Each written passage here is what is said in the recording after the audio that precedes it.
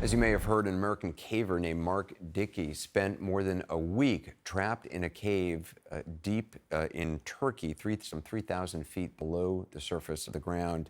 Dickey reportedly began suffering from gastrointestinal bleeding when he was more than, as I said, 3,000 feet underground, became too weak to make the journey back to the surface.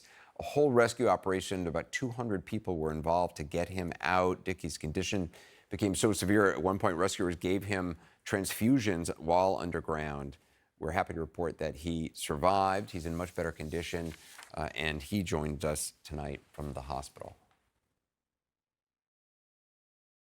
Mark, thank you for being here. I'm so glad you are alive and in the light. I have been freaked out by this entire drama that you have been, imagining you so deep underground in these, I mean, first of all, how are you feeling?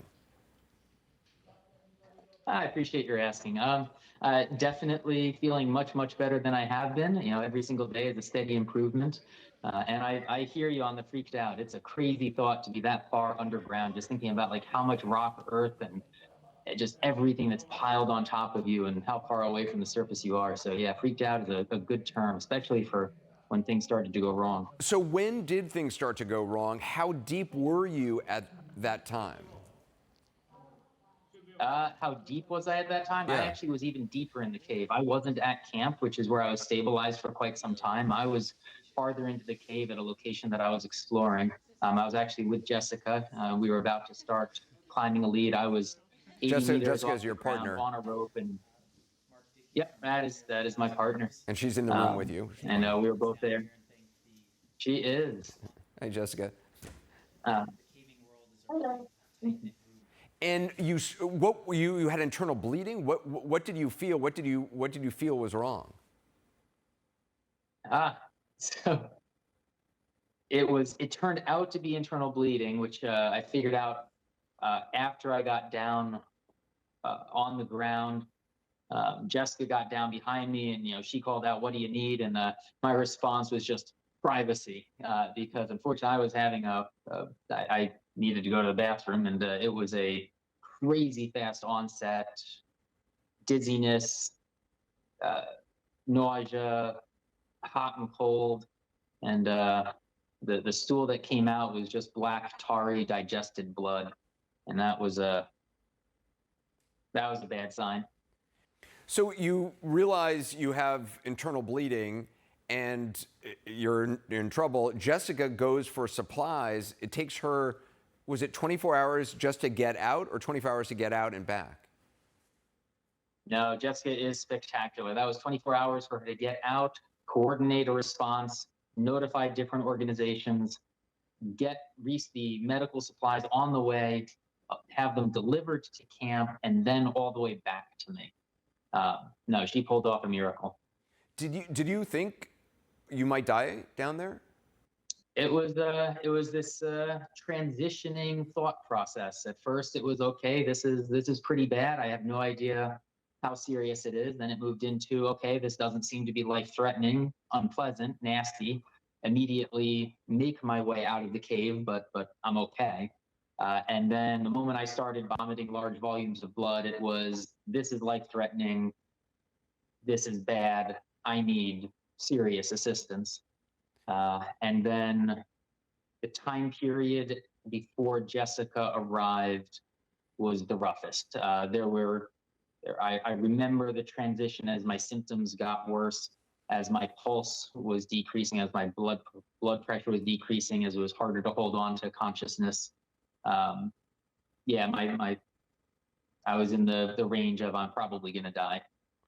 And how long did it take for them to actually bring you physically out? So once things started, I was very impressed by how quickly it went. There were virtually no breaks. I was transitioning from team to team.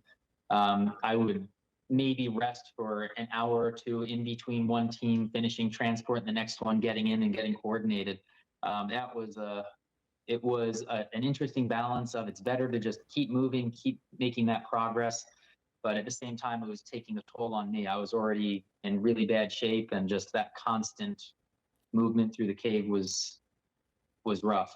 What was the moment like when I mean, was it daytime when you got out? When you saw sun? When you breathed fresh air? It was not my first sunrise was through the window of a hospital room actually. Okay. After I got out of the ICU and Well, got that's an into a even better regular place room, to see the I sunrise, got to frankly. see a sunrise. Uh, Yeah. It was nighttime, but trust me, up there in that plateau where there is absolutely no light pollution, those stars they light things up.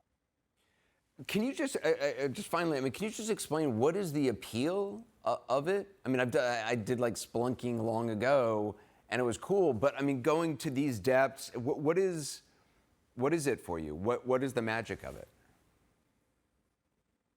That's always a tough question. Every single person has their own drives. You know, it's in this case, I enjoy pushing the limits of human exploration. I'm never going to get to the moon. I'm never going to get to the bottom of the ocean. And other than those two, you know, and you're looking at caves. You're looking at caves being that final frontier where you're able to get to places no human has ever been before, see things that have never been seen, find species that are currently unknown, you know, discover more things about the world. Caving for me has that allure of you're pushing those human limits, not the limits necessarily of a physical standpoint. I'd much rather have a comfortable trip in, lots of supplies. You know, I'm not looking to push my body, but pushing what humans are doing. Hmm. Mark Dickey, I'm so glad you are alive and on the road to recovery, and I'm so glad you got Jessica, because what she's put up with, I mean, I don't know what you're going to do to make it up to her, but it seems like she's put up with a lot here. I don't know, Jessica. I owe you big time, don't I? Mark Dickey and Jessica, thank you so much. I wish you the best. Absolutely. Thank you so much. Thank you.